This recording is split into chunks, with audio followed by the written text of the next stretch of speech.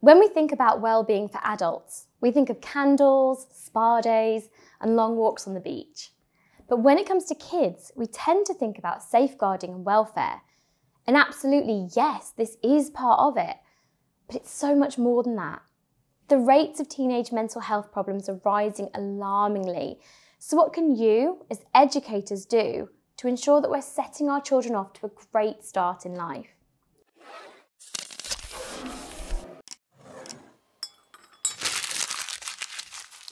Hi everyone, I'm Natalie from My Progression, and this video is about how to encourage children to look after their own well-being and some practical advice on how to embed this into your day.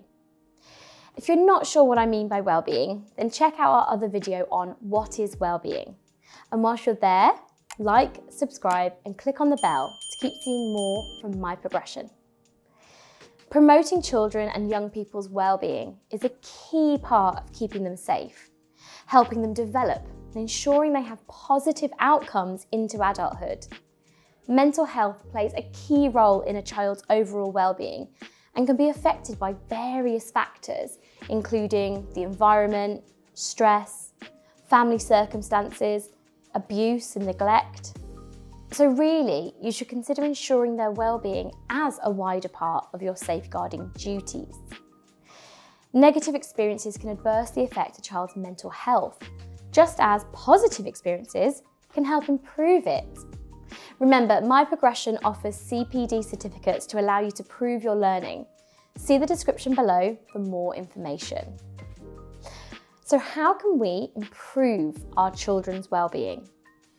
One critical factor in helping children improve their well-being is making sure that they know they're loved for being the unique and special person that they are. Parents and other family members clearly have a crucial role to play in letting children know that they're unconditionally loved. But I also believe that teachers, key workers, childminders, and other educational practitioners have their own role to play in showing children that they're loved and wanted. You can do this through the words you use and the way you interact with them. Think about how you welcome the children you work with each day. Do you just nod a hello, or do you ask them how they are? Do you notice they've got a cool new Marvel backpack and strike up a conversation about a mutual interest? By noticing these things that are important to children, you show them that you see them and you genuinely care. Be very careful not to comment on their physical attributes like, "Your hair's so pretty."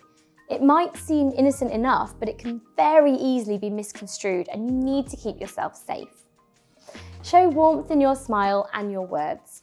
If they feel like you're happy to see them, you'll help them arrive feeling wanted and loved.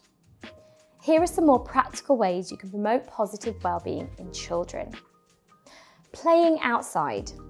Research shows that children have a need to be outside, taking opportunities to explore, discover, climb and run. Is there a lesson you could have away from the classroom? You could easily teach science outdoors, especially biology. Oh, look at the different types of trees or birds. You could have an art lesson where they draw what they see, or if they're younger, rubbings of tree trunks or leaves. Another idea is to ask older children to help make a treasure hunt and a map for the younger children. Ask them to draw the map and plan out the route. And they can also think about what the treasure would be. Use emotional language. We need to help children understand their feelings, and using emotional language will help give them the vocabulary they need to understand and verbalise their own feelings, as well as other people's. Even when children are babies, we can start talking about their feelings. For example, when a baby is crying to be fed, we can say, "It's okay, I know you're feeling hungry, I'm going to feed you now." When a toddler is crying because their parent has left them at nursery, we can say, "I can see that you're really sad that mummy's gone. She'll be back later, but I'm here for you now."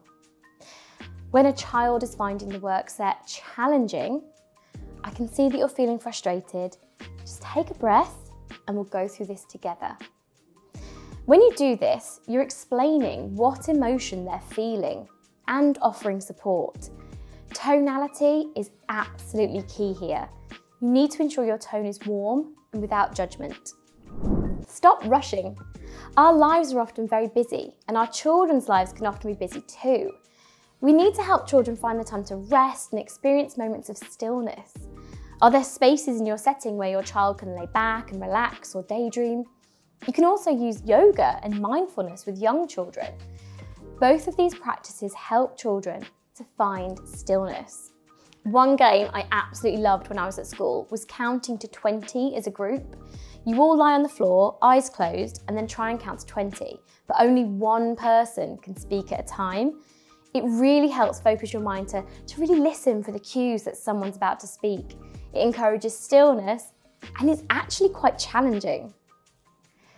Listen to them. Give your students the opportunity to speak and really be heard. Show them that you're listening by giving them eye contact and asking them questions. It's important to create an open environment where children and young people can talk about how they feel without judgment.